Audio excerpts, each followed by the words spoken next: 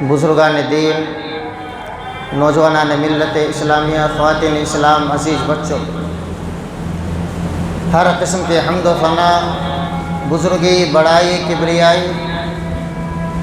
خالق کائنات، مالک ارض و سما کے لیے لائق و زیبا ہے، جس اللہ رب العالمین کی توفیق اور اس کے فضل و کرم سے ماہ رمضان میں ہم نے چھوٹی موٹی عبادتیں کی۔ اللہ رب العالمین سے دعا ہے کہ اللہ رب العالمین ہماری ان عبادتوں کو قبول فرمائے۔ بعدہ درود و سلام نازل ہو تمام انبیاء کرام پر، بالخصوص خاتم النبیین رحمت للعالمین سید المرسلین احمد مصطفیٰ محمد مصطفیٰ صلی اللہ علیہ وسلم پر۔ اللہم صلی وسلم وبارک علی عبدک و رسولک محمد وعلی آلہ وصحبہ اجمعین۔ حاضرین جمعہ، آج کے خطبہ جمعہ میں ایک بہت بڑی آفت، ایک بہت بڑی مصیبت، جو آفت اور مصیبت بے دینوں کی نہیں ہے۔ یہ آفت ان کی نہیں جو نماز نہیں پڑھتے، اس آفت کا تعلق ان لوگوں سے نہیں جو روزے نہیں رکھتے، اللہ رب العالمین کی عبادت نہیں کرتے، تلاوت قرآن سے دور رہتے ہیں، بلکہ در حقیقت یہ آفت ان لوگوں کی ہے جو نمازیں پڑھتے ہیں، یہ آفت ان لوگوں کی ہے جو روزے رکھتے ہیں، یہ مصیبت ان عبادت گزار لوگوں کی ہے جو اللہ کے لیے حج کرتے ہیں، دنیا میں عمرے کرتے ہیں، زکوٰۃ و صدقات دیا کرتے ہیں۔ اور یہ آفت در حقیقت شیطان کا ایک چور دروازہ ہے۔ شیطان سب سے پہلے انسان کے پاس آتا ہے، اسے عمل سے روکنے کی کوشش کرتا ہے، پورا زور لگاتا ہے کہ کس طریقے سے اللہ کے اس بندے کو عبادت سے روک لے، نمازوں سے دور کر دے، اللہ کے ذکر سے دور کر دے۔ لیکن جب یہاں شیطان کا داؤں چلتا نہیں، ناکام ہو جاتا ہے، تو شیطان راستہ بدل کر ایک دوسرے راستے سے آتا ہے اور عبادت کرنے والے کی نیت پر حملہ کرتا ہے، عبادت کرنے والے کی نیت کو خراب کرنے کی کوشش کرتا ہے، اور اکثر و بیشتر یہاں آ کر وہ کامیاب ہو جاتا ہے۔ شیطان جس دروازے سے آتا ہے، دینداروں کی جو آفت ہے، اس آفت کا نام ہے ریاکاری، شہرت، دکھاوا۔ یہ کس قدر سنگین جرم ہے، یہ کتنی بڑی مصیبت ہے۔ انشاءاللہ آج کے اس خطبہ جمعہ میں ہم اس کا اندازہ کر کے اپنے آپ کو بچانے کی کوشش کریں گے۔ ریاکاری، دکھاوا، یعنی عبادتوں کے ذریعے سے ریاکاری کرنا، عبادتوں کے ذریعے سے دکھاوا چاہنا، عبادتوں کے ذریعے سے شہرت چاہنا، عبادتوں کو استعمال کر کے نام کمانا، عبادتوں کے استعمال کے ذریعے سے دنیا میں اپنے پوسٹر لگوانا، یا اس طرح کی جتنی چیزیں ہیں، یہ در حقیقت ایک بہت بڑی مصیبت ہے، بہت بڑی آفت ہے، یہ سنگین جرم ہے۔ اس کی خطرناکی کا اندازہ اللہ کے نبی صلی اللہ علیہ وسلم کی اس حدیث سے لگا سکتے ہیں، جس حدیث میں اللہ کے نبی صلی اللہ علیہ وسلم نے صحابہ کرام سے خطاب کرتے ہوئے فرمایا: ان اخوف ما اخاف علیکم الشرک الاصغر۔ قالوا یا رسول اللہ صلی اللہ علیہ وسلم وما الشرک الاصغر؟ قال الریا۔ آپ صلی اللہ علیہ وسلم نے فرمایا کہ مجھے سب سے زیادہ تمہارے اوپر جس چیز کا خوف ہے، جس چیز کا اندیشہ ہے، وہ شرک اصغر ہے۔ صحابہ کرام نے برجستہ سوال کیا: اللہ کے نبی صلی اللہ علیہ وسلم، یہ چھوٹا شرک کیا ہے، یہ شرک اصغر کیا ہے؟ آپ نے فرمایا: الریاء، وہ ریاکاری ہے، وہ دکھاوا ہے۔ جو ایک مسلمان عبادت تو کرتا ہے، دیکھنے میں اللہ کے لیے سجدہ کر رہا ہے، دیکھنے میں وہ زکوٰۃ اور صدقے دے رہا ہے، لیکن در حقیقت اس کی نیت خراب ہو چکی ہے۔ وہ یہ چاہتا ہے اس عبادت کے ذریعے سے دنیا میں شہرت کماؤں، وہ یہ چاہتا ہے اس عبادت کے ذریعے سے دنیا والے مجھے پکا سچا نمازی کہیں، وہ یہ چاہتا ہے کہ دنیا والے مجھے حاجی کہیں، دنیا والے مجھے جواد اور سخی کے نام سے پکاریں۔ گویا ریاکاری اتنا خطرناک جرم ہے کہ اللہ کے نبی صلی اللہ علیہ وسلم نے امت کو آگاہ فرمایا صحابہ کرام کو فرمایا کہ سب سے زیادہ جس چیز کا اندیشہ اور جس چیز کا مجھے خوف لاحق ہے وہ ریاکاری کا ہے، وہ شرک اصغر ہے۔ ایک دوسری حدیث میں اللہ کے نبی صلی اللہ علیہ وسلم نے صحابہ کرام کی موجودگی میں فرمایا، صحابہ کرام دجال کا ذکر کر رہے تھے، دجال کے اوصاف کیا ہوں گے، دجال کب نکلے گا۔ اسی دوران اللہ کے نبی صلی اللہ علیہ وسلم تشریف لاتے ہیں اور آپ صلی اللہ علیہ وسلم نے صحابہ کرام کو دیکھا کہ دجال کا تذکرہ کر رہے ہیں۔ آپ صلی اللہ علیہ وسلم نے صحابہ کرام سے خطاب کرتے ہوئے فرمایا، الا اخبرکم بما هو اخوف علیکم عندی من المسیح الدجال، کیا میں تمہیں اس بات سے آگاہ نہ کروں، کیا میں تمہیں نہ بتلاؤں کہ مجھے دجال کے فتنے سے بھی زیادہ جس چیز کا خوف ہے، اندیشہ ہے، جو دجال کے فتنے سے بڑھ کر فتنہ ہے، جو دجال کے فتنے سے بڑھ کر آزمائش آنے والی ہے۔ قالوا بلا یا رسول اللہ صلی اللہ علیہ وسلم، صحابہ کرام نے فرمایا، اللہ کے نبی صلی اللہ علیہ وسلم، دجال سے بڑھ کر جو فتنہ آنے والا ہے، دجال سے بڑھ کر جو ہمارے دین کو نقصان پہنچانے والا ہے، آپ ہمیں آگاہ کر دیجئے، آپ ہمیں بتلائیے۔ آپ نے فرمایا، الشرک الخفی، وہ چھپا ہوا شرک ہے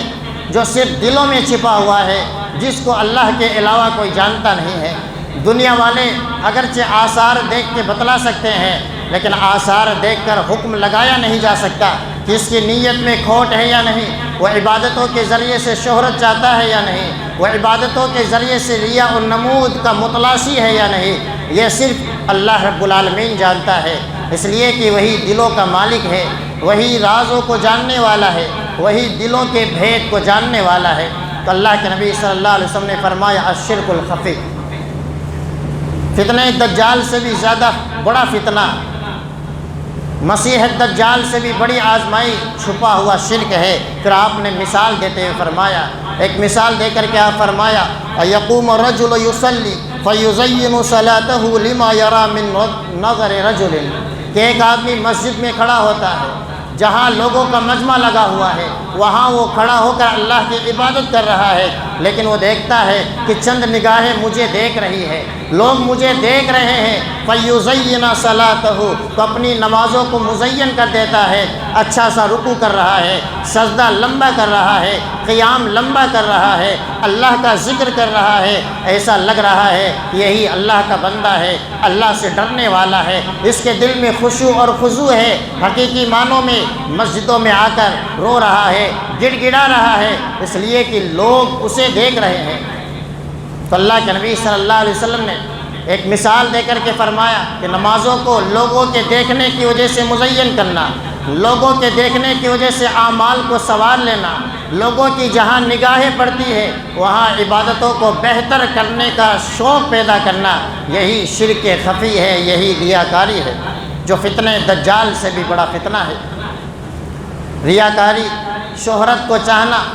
نام کا بھوکا ہو جانا، یا انسان لیبل کے چکر میں زندگی گزارنے لگ جائے اور دین کا استعمال کرنے لگ جائے۔ کتنا بڑا خطرناک وہ انسان ہے کہ جو مشہور ہونے کے لیے دینداری کا سہارا لیتا ہے، جو مشہور ہونے کے لیے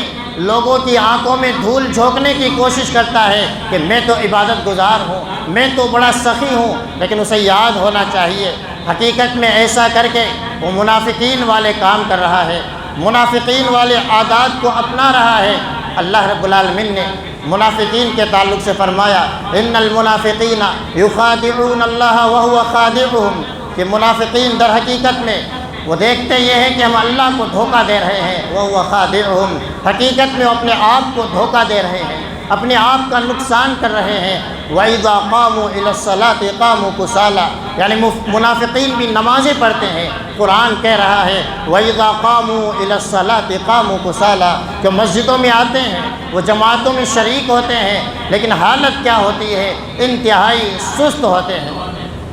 ایسا لگتا ہے کہ نماز پڑھنے کا ان کا من نہیں ہے۔ پھر اللہ رب العالمین نے فرمایا ان کی دوسری بڑی صفت یہ ہے، یراؤون الناس، وہ لوگوں کو نمازوں میں دکھانے کے لیے اچھی عبادت کرنے کا ڈھونگ رچتے ہیں، وہ لوگوں کو بہتر بتلانے کے لیے اچھے رکوع کیا کرتے ہیں، اچھی عبادتیں کیا کرتے ہیں۔ وَلَا يَذْكُرُونَ اللَّهَ إِلَّا قَلِيلًا، لیکن عبادتوں میں، نمازوں میں اللہ کو بہت کم یاد کرتے ہیں، اللہ کا ذکر بہت کم کیا کرتے ہیں۔ تو یہ ریاکاری کا فتنہ اتنا عظیم فتنہ ہے، یہ اتنی عظیم آفت ہے کہ انسان دھیرے دھیرے کرتے منافقین کی صف میں داخل ہو جاتا ہے۔ اور یہ فتنہ صرف ایسا نہیں ہے، یہ فتنہ آج نہیں ہے، بلکہ جتنا زمانہ بڑھ رہا ہے، ٹیکنالوجی کا دور بڑھ رہا ہے، یہ فتنہ اتنا ہی زیادہ بڑھ رہا ہے۔ ہم میں سے ہر انسان کو یہ چاہیے کہ وہ آج اپنے آپ کو کھنگالے، اپنے اعمال کا جائزہ لے، اس لیے کہ یہ عظیم فتنہ اس قدر خطرناک ہے کہ انسان کے دین کا صفایا کر دیتا ہے، انسان کے کیے ہوئے اعمال کو تباہ و برباد کر دیتا ہے۔ اللہ کے نبی صلی اللہ علیہ وسلم نے مثالوں سے آگاہ فرمایا۔ آپ صلی اللہ علیہ وسلم نے ایک حدیث میں فرمایا کہ جو دنیا میں شہرت چاہتا ہے، دنیا میں نام چاہتا ہے اللہ کا نام لے کر، اللہ کے عبادتوں کے ذریعے سے، آخرت میں اس کا کیا حشر ہوگا۔ اللہ کے نبی صلی اللہ علیہ وسلم فرماتے ہیں من سمع سمع اللہ بہ ومن یرائی یرائی اللہ بہ، کہ جو دنیا میں اپنے اعمال کو لے کر سناتا ہے کہ دیکھو میں نے فلاں کام کیا ہے، میں نے مسجدیں بنوائی ہے، میں نے غریبوں کی مدد کی ہے، میں نے فلاں کام کیا ہے، اس طریقے سے وہ اپنے آپ کو مشہور کرنا چاہتا ہے، وہ لوگوں کی تعریف سننا چاہتا ہے۔ من سمع سمع اللہ بہ، اللہ رب العالمین جہاں آدم علیہ السلام سے لے کر قیامت تک آنے والی انسانیت جمع ہوگی، تمام انسانوں کے سامنے اس کا نام لے کر کے کہے گا کہ دنیا میں ریاکار انسان تھا، یہ دنیا میں شہرت کا بھوکا تھا، یہ دنیا میں اللہ کا نام لے کر مشہور ہونا چاہتا تھا، یہ دنیا میں عبادتوں کے ذریعے سے اپنا نام کمانا چاہتا تھا، یہ چاہتا تھا کہ دنیا والے مجھے عالم کہیں، یہ چاہتا تھا کہ دنیا والے مجھے داعی کہیں، یہ چاہتا تھا کہ دنیا والے مجھے شہید کہیں، یہ چاہتا تھا کہ دنیا والے مجھے سخاوت اور فیاضی کرنے والا مسلمان کہیں۔ تو اللہ رب العالمین پوری دنیا انسانیت کے سامنے اسے یوں رسوا کرے گا وَمَن یُرَائی، اور جو دنیا میں دکھاوے کے لیے عبادتیں کرتا تھا، یُرَائی اللہ بہ، اللہ سب کے سامنے اسے دکھلائے گا۔ یہ اس کی نیتیں تھی، یہ عمل تو کر رہا تھا لیکن اس کی نیت فاسد ہو چکی تھی، اس کی نیت پر شیطان کا حملہ ہو چکا تھا۔ تو کس قدر شدید انسان کے لیے ذلت کا مقام ہوگا کہ پوری انسانیت کے سامنے اللہ رب العالمین اسے ذلیل و خوار کر دے گا۔ وہ حدیث بار بار سنتے ہیں، بار بار بیان کی جاتی ہے، لیکن نہ تو سننے والے اور نہ ہی سنانے والے صحابہ کرام کا وہ رول ادا کرتے ہیں۔ حضرت ابو ہریرہ رضی اللہ تعالیٰ عنہ جب بھی حدیث سناتے تھے بار بار بے ہوش ہو جاتے تھے، حدیث کا ایک ٹکڑا سناتے پھر بے ہوش ہو جاتے، بعد میں ہوش میں آتا، پھر حدیث سناتے پھر بے ہوش ہو جاتے، یہاں تک کہ کئی مرتبہ اللہ کے نبی صلی اللہ علیہ وسلم کی اس حدیث کو سنا کر بے ہوش ہو جاتے۔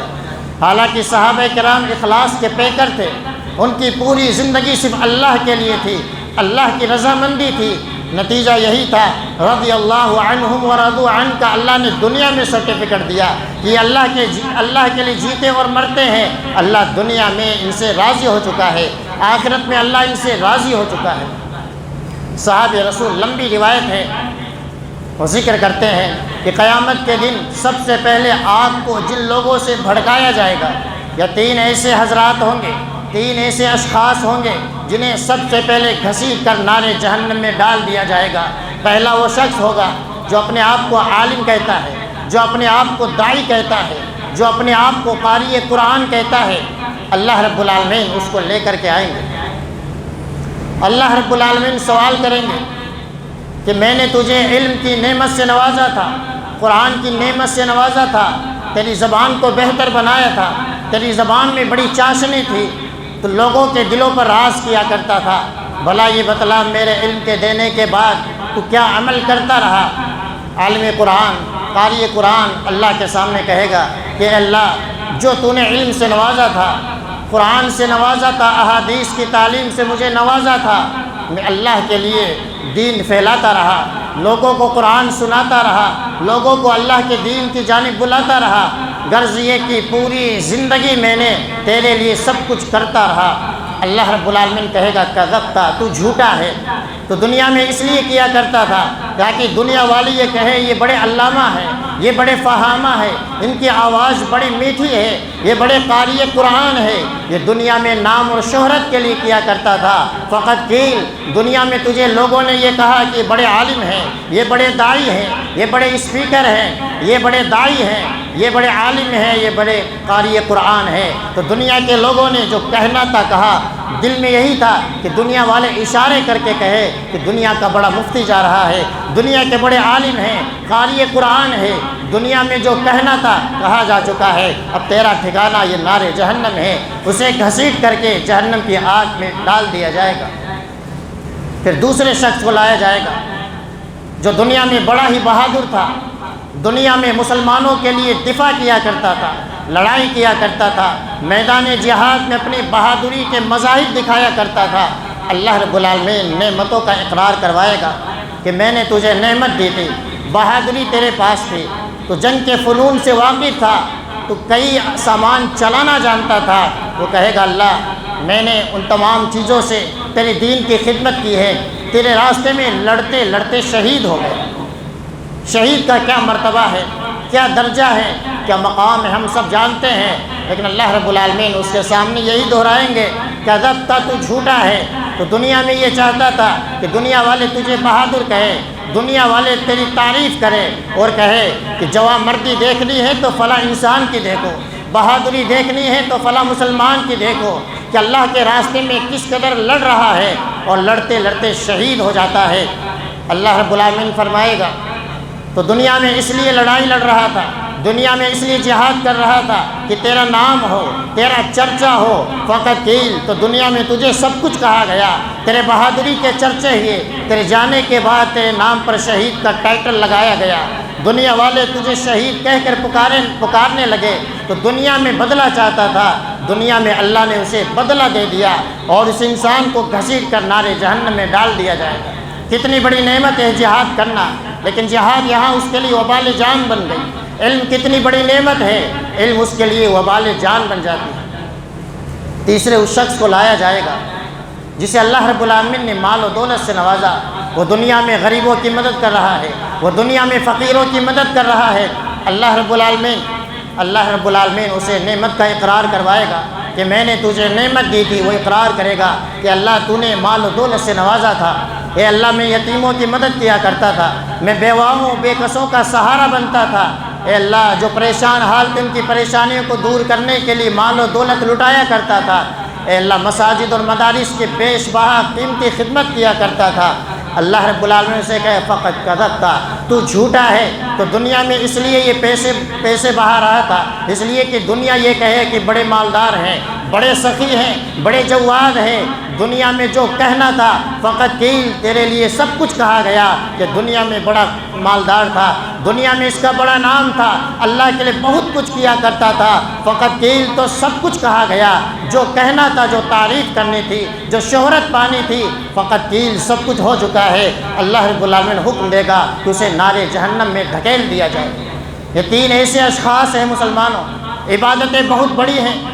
بلکہ علم کی وراثت انبیاء کرام کی وراثت ہے۔ اس علم کی وراثت کو پانے والے جب علم کے میدان میں خیانت کرنے لگ جائے، جب علم کے میدان میں ان کے یہاں ریاکاری آ جائے، شہرت آ جائے، دنیا میں نام کمانا آ جائے، تو یقیناً اللہ رب العالمین کا یہ علم اس کے لیے گناہ کا سبب بن جاتا ہے۔ اللہ رب العالمین کا یہ علم اس کے لیے وبال جان بن جاتا ہے، نار جہنم میں جانے کا بہت بڑا ذریعہ اور سبب بن جاتا ہے۔ اللہ کے راستے میں شہید ہونا یقیناً شہادت کا مرتبہ انتہائی اونچا ہے۔ کس قدر بڑے مقام والا وہ انسان ہے جسے اللہ رب العالمین کے راستے میں لڑتے ہوئے شہادت کی موت نصیب ہو جاتی ہے۔ ہر انسان یہ دعائیں کیا کرتا ہے کہ اللہ مجھے شہید والی زندگی عطا فرمائے، لیکن اگر نیت خالص نہ ہو، نیت اللہ کی رضامندی نہ ہو، نیت دنیا والوں کو دکھانا ہو، تو یہی شہادت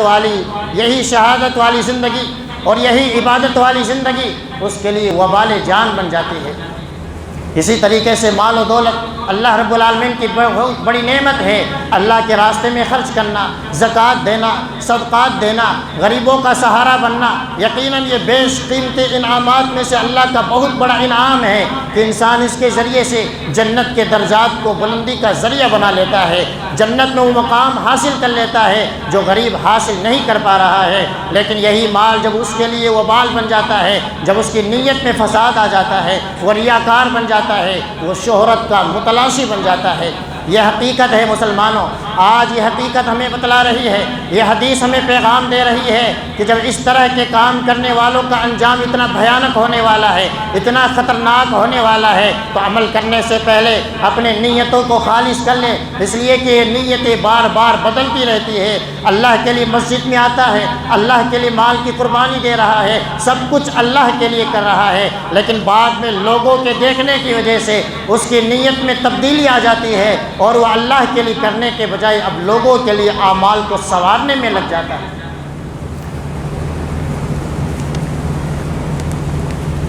یہ کتنی بڑی مصیبت ہے، یہ کتنی بڑی آفت ہے کہ مسلمان یہ سوچے گا کہ قیامت کے دن اللہ کے لیے میں نے نمازیں پڑھی، اللہ کے لیے قرآن کی تلاوت کی، اللہ کے لیے میں نے حج کیے، وہ یہ سوچ رہا ہوگا کہ آج مجھے بڑی بڑے ثواب ملنے والا ہے، اللہ رب العالمین کی جانب سے جنت میں بڑی بڑی نعمتیں ملنے والی ہے، لیکن وہاں جا کر کے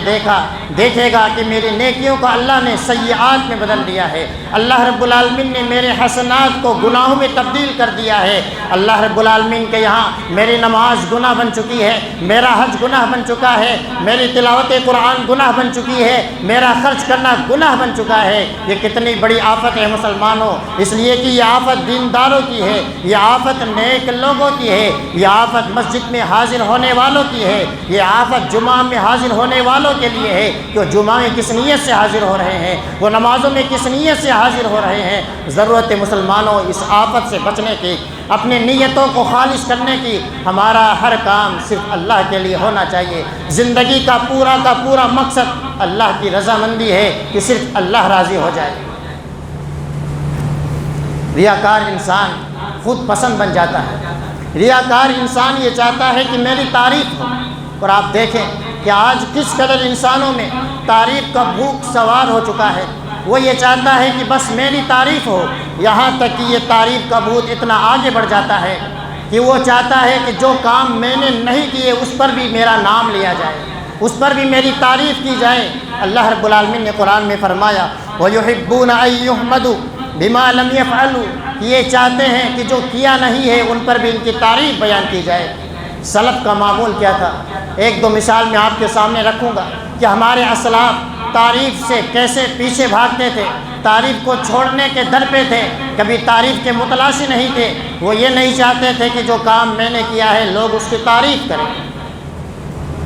بلکہ یہ بھوت یعنی تعریف ہی نہیں بلکہ اس حد تک آگے بڑھ جاتا ہے کہ انسان شہرت کا متلاشی بن جاتا ہے۔ اس کے دل و دماغ میں ہمیشہ یہ چاہتا ہے کہ چاہے برائی کر کے میں مشہور بن جاؤں، چاہے نیکی کر کے میں مشہور بن جاؤں، اور پھر مشہور ہونے کے لیے اپنے اصولوں کی بازی ہار جاتا ہے، اپنے اصولوں کو قربان کر دیتا ہے، اپنے اخلاق کو قربان کر دیتا ہے۔ آج دنیا دیکھ رہی ہے کہ ایک ایک سیٹ کو پانے کے لیے، ایک ایک پد اور ایک ایک عہدے کو پانے کے لیے کس طرح اخلاق کی قربانی دی جا رہی ہے، کس طرح اصولوں کی قربانی دی جا رہی ہے، کس قدر محبتوں کا گلا گھونٹا جا رہا ہے۔ یہ اس وجہ سے کہ ایک سیٹ ہے، پہنچنے والے 10 ہے، تو ضرورت ہے ہر ایک کی ٹانگ کھینچنی پڑے گی۔ جب 9 ٹانگیں کھینچیں گی تب 10واں نمبر آئے گا۔ نتیجہ یہ ہوتا ہے کہ شہرت کا بھوکا یہ انسان کس قدر لوگوں کی ٹانگیں کھینچنے میں مصروف ہو جاتا ہے، اور یہ فتنہ دھیرے دھیرے ہمارے شہر میں بڑھتا جا رہا ہے۔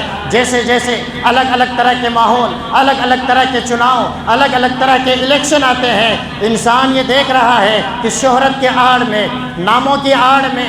بھوک اس قدر آگے بڑھتی جا رہی ہے کہ رشتہ داری کا خون کیا جا رہا ہے، اخلاق کا دامن نچوڑا جا رہا ہے۔ مسلمانوں ضرورت ہے کہ یہ ریاکاری اس حد تک آگے بڑھ جائے، شہرت کا اس قدر متلاشی بن جائے کہ لباس بھی شہرت والے، اس کا وضع خطہ بھی شہرت والا، اس کا چال اور ڈھال بھی شہرت والی بن جائے۔ جو انسان ایسا لباس پہنتا ہے جو ہمارے سماج اور معاشرے میں پہنا نہیں جاتا ہے، حالانکہ وہ لباس جائز ہے، شریعت منع کرتی ہے کہ ایسا لباس آپ استعمال نہ کریں، ایسا لباس آپ پہنیں جو افریقہ میں پہنا جاتا ہو۔ ہمارے ہندوستان کے ماحول میں وہ لباس نہیں پہنا جاتا ہے، ہم اس لیے پہنیں کہ دنیا والے یہ کہیں یہ افریقہ جا کر کے آیا ہے، اس کے پاس دیکھو افریقہ کا لباس ہے۔ اگر اس طرح کا لباس بھی پہنتا ہے، علماء کرام فرماتے ہیں یہ لباس شہرہ ہے، وہ لباس شہرت والا پہنتا ہے۔ اسی طریقے سے کوئی مسلمان جان بوجھ کر کے پھٹے پرانے لباس پہنتا ہے، پیوند لگے ہوئے لباس پہنتا ہے تاکہ لوگوں میں مشہور ہو جاؤں، بڑا عبادت گزار ہے، بڑا متقی اور پرہیزگار ہے، اسے دنیا سے کچھ نہیں لینا دینا، اس لیے وہ اس طرح کے لباس پہنتا ہے، اپنی حالت اس طرح کی بنائے رکھتا ہے تاکہ لوگ یہ کہیں بڑا صوفی ہے، بڑا سیدھا سادہ انسان ہے، بڑا شریف انسان ہے۔ مسلمانوں ایسا حلیہ بنانا یہ بھی لباس شہرہ میں داخل ہے۔ اسی طریقے سے اگر ایک مسلمان ایسے سماج میں رہتا ہے جہاں علماء کرام کا لباس الگ ہے اور جہاں غیر عالم کا لباس الگ ہے، اگر وہ اسی طرح کی ٹوپیاں پہنتا ہے، اس طرح کے لباس پہنتا ہے جو علماء کا شعار بن چکا ہے، علماء کی پہچان بن چکی ہے، یہ بھی لباس شہرہ میں داخل ہے، اس لیے کہ وہ یہ چاہتا ہے کہ لوگ یہ سمجھیں کہ بڑے علامہ ہیں، یہ بڑے فہامہ ہے، در حقیقت یہ دنیا کے لوگوں کو دھوکہ دینا ہے۔ آج مائک یہ در حقیقت شہرت کا ذریعہ بن چکا ہے۔ 2 کتابیں پڑھنے کے بعد، 2 لیکچر سننے کے بعد یہ مائک مشہور ہونے کا بہت بڑا ذریعہ بن چکا ہے، جس قدر نوجوانوں کے لیے فتنہ بنتا جا رہا ہے۔ کتنے نوجوان ایسے ہیں بس مائک کے چکر میں اپنے فیلڈ کو بھول جاتے ہیں، اپنے میدان کو بھول جاتے ہیں، بس ان کے ہاتھ میں مائک آنی چاہیے، اس کے بعد انہیں قرآن نہیں آتا ہے، احادیث پڑھنی نہیں آتی ہے، ان کے پاس کوئی فہم نہیں ہے، نہ منہج سلف ہے، اور اس قدر وہ آگے بڑھ رہے ہیں، خود بھی گمراہ ہو جاتے ہیں، دوسروں کی گمراہی کا شکار بن جاتے ہیں۔ مسلمانوں یہ لباس شہرت، یہ اس طرح کے شہرت کی چیزیں آج کس قدر آگے بڑھتی جا رہی ہے۔ کوئی گلی ایسی نہیں ہے، کوئی کوچہ ایسا نہیں ہے جہاں پوسٹر نہ لگے ہو۔ عید آئے تو ہزاروں پوسٹر ہے، کوئی میلہ آئے تو ہزاروں پوسٹر ہے، اس لیے کہ ہم یہ چاہتے ہیں کہ دنیا کے سامنے آئے ہمارا نام یہ ہے، ہمارا چرچا یہ ہے، ہم لوگوں کے سامنے آنا چاہتے ہیں، ہم شہرت کے بھوکے ہو چکے ہیں۔ مسلمانوں اللہ رب العالمین کن لوگوں کو پسند فرماتا ہے ہمیں یاد نہیں ہے۔ ان اللہ یحب العبد التقی الغنی الخفی، اللہ رب العالمین تو ایسے بندے سے بے پناہ محبت کرتا ہے جو اللہ سے ڈرنے والا ہے، جو دل میں مالداری رکھنے والا ہے، جو دل کا غنا رکھنے والا ہے، والتقی جو چھپنے والا ہے، چھپ چھپ کر اللہ کی عبادتیں کرنے والا ہے۔ جن عبادتوں کو چھپانا مقصود ہوتا ہے وہ چھپ کر اللہ کی عبادت کرنے والا ہے۔ اللہ کو ایسے بندے پسند ہے، لیکن شیطان یہ چاہتا ہے کہ ان عبادتوں کے ذریعے سے میں شہرت کا شائبہ ڈال کر کے، ریاکاری کا شائبہ ڈال کر کے ان کی عبادتوں کو تباہ و برباد کر دوں۔ مسلمانوں غور کرنے کا مقام ہے، قرآن میں اللہ رب العالمین نے ان نبیوں کا تذکرہ فرمایا، نبی صلی اللہ علیہ وسلم سے فرمایا ہے کہ ایسے بھی رسول اس دنیا میں گزرے ہیں جن کا نام ہم نے آپ کو بتایا نہیں ہے۔ 1 لاکھ سے زائد انبیاء کرام اس دنیا میں آئے، لیکن ان کا کام چل رہا ہے، توحید کی دعوت چل رہی ہے۔ آج دنیا میں کوئی ان کا اللہ کے علاوہ نام تک نہیں جانتا ہے، لیکن اللہ کے یہاں ان کا کتنا بڑا مقام ہے، جنت میں کس قدر مقام پانے والے ہیں، جنت کے درجات اللہ رب العالمین کس قدر بلند کرنے والا ہے وہ اللہ رب العالمین جانتا ہے۔ دنیا نام نہیں جانتی ہے، لیکن ان کا کام اللہ کے یہاں اتنا پسند آیا کہ اللہ کے محبوب بندے بن گئے، اور آج ہم اسی نام کے چکر میں، اسی تعریف کے چکر میں نہ جانے کیسے کیسے کھیل کھیل رہے ہیں۔ مسلمانوں ضرورت ہے اس شہرت سے اپنے رشتے کو دور کیا جائے، ریاکاری سے اپنے دامن کو بچایا جائے، ورنہ یہی نیکیاں کل ہمارے لیے وبال جان بن سکتی ہے۔ جن نیکیوں کے سہارے ہم جنت میں جا سکتے ہیں، یہی نیکیاں ہمارے لیے جہنم میں جانے کا ذریعہ بن سکتی ہے۔ مسلمانوں ضرورت ہے کہ احادیث کے اور اللہ کے نبی صلی اللہ علیہ وسلم کے بتائے ہوئے ان شہرت کے پجاریوں کا انجام کیا ہونے والا اس کو سمجھے۔ 1-2 مثال میں صحابہ کرام اور سلف کے دوں گا کہ سلف شہرت سے کتنا دور بھاگتے تھے۔ زین العابدین جو اہل بیت میں سے ہیں، حضرت علی کے خانوادے میں سے ہیں،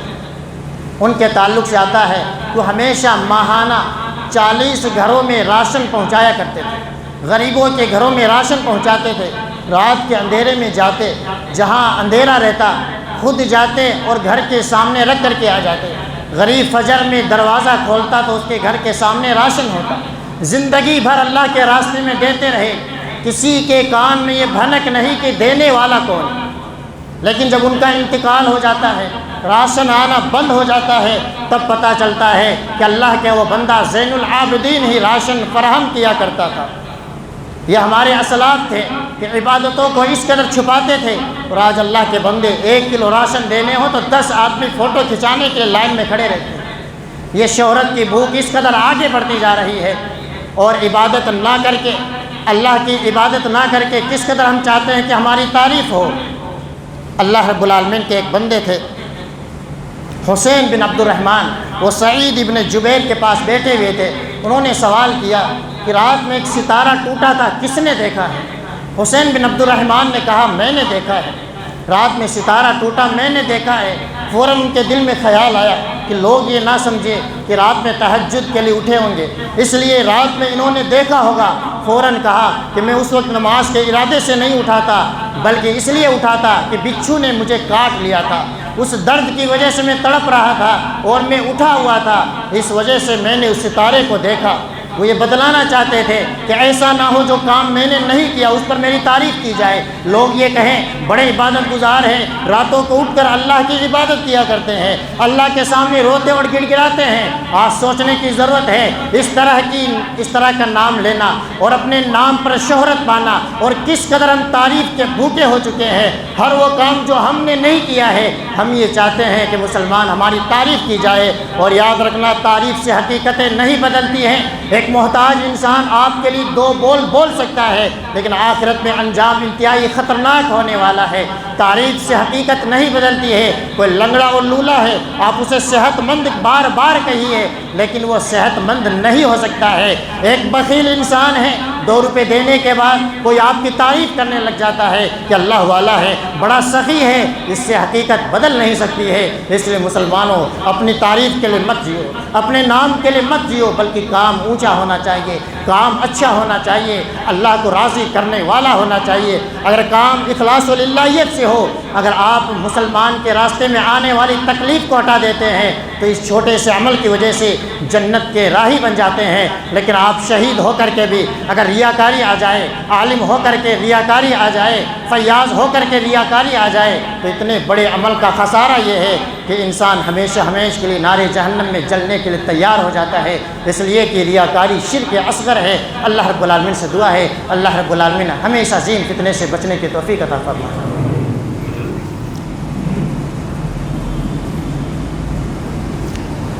الحمدللہ رب العالمین والعاقبۃ للمتقین، واشهد ان لا الہ الا اللہ واشهد ان محمدا عبدہ ورسولہ، والصلاۃ والسلام علی عبدہ ورسولہ محمد وعلی آلہ وصحبہ اجمعین۔ اس فتنے سے بچنے کے لیے ضروری ہے کہ جتنا ممکن ہو سکے نفلی عبادتیں انسان گھر پہ کرے، چھپ کر کے کرے، تو اللہ گواہ ہو۔ اور قیامت کے دن اگر ایک انسان اس طرح کی عبادتیں کرنے والا ہے تو اللہ رب العالمین اسے انشاءاللہ توفیق دے گا کہ لوگوں کے سامنے بھی اخلاص کا پیکر بن جائے گا۔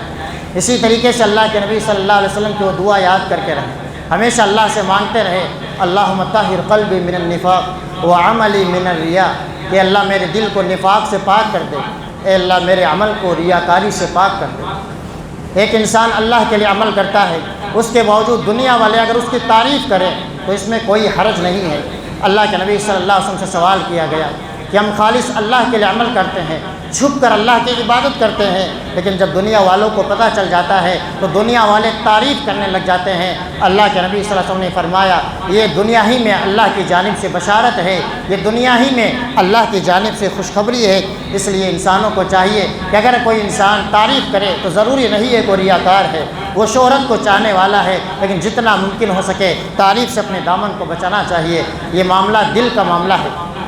ہمیں مسلمان کے تعلق سے حسن ظن ہونے کی ضرورت ہے کہ اس کا معاملہ وہ کیا کر رہا ہے، کیوں کر رہا ہے، لہٰذا اس کے نتیجے پر جانا، اس کو ریاکار کہنا، اس کو شہرت والا کہنا، جہنم والے کام کرنے والا کہنا، اس طرح کے کاموں سے اپنے آپ کو، اپنے دامن کو بچانے کی ضرورت ہے۔ اس لیے کہ آج مسلمانوں کی اکثریت